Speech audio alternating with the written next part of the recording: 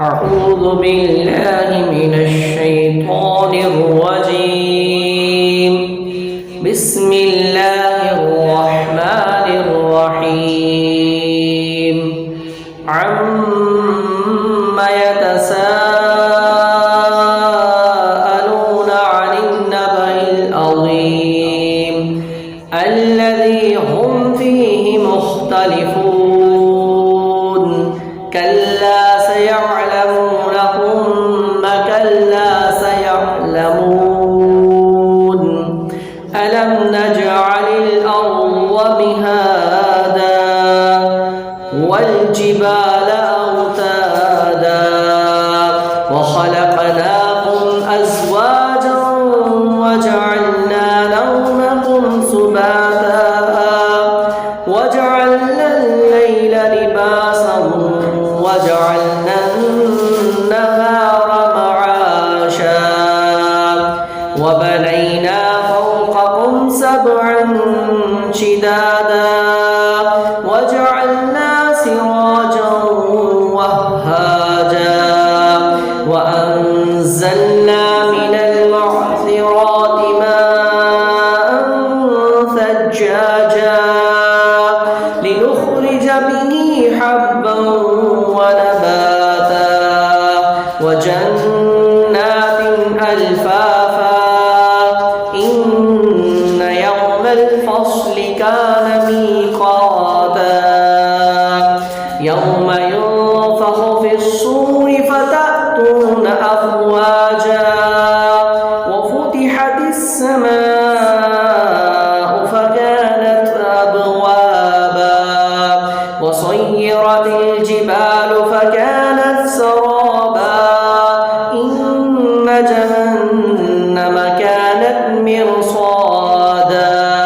للطاغين مآبا لابثين فيها أحقابا لا يذوقون فيها بردا ولا شرابا إلا حميما وغساقا جزاء وفاقا إنهم كانوا لا يرجون حسابا وكذبوا بآياتنا كذابا وكل شيء أحصيناه كتابا فذوقوا فلن نزيدكم إلا عذابا إن للمتقين مفازا حدائق وأعنابا وكواعب أترابا وكأسا دهاقا لا يسمعون فيها لغوا ولا كذابا جزاء من ربك عطاء حسابا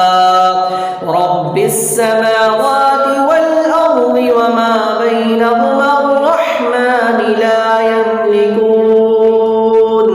لا يملكون منه خطابا يوم يقوم الروح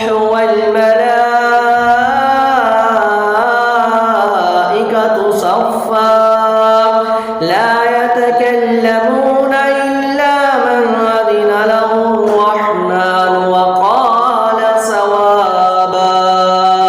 ذلك اليوم الحق فمن شاء اتخذ إلى ربه مآبا إنا أنذرناكم عذابا قريبا يوم ينظر المرء ما قدمت يداه ويقول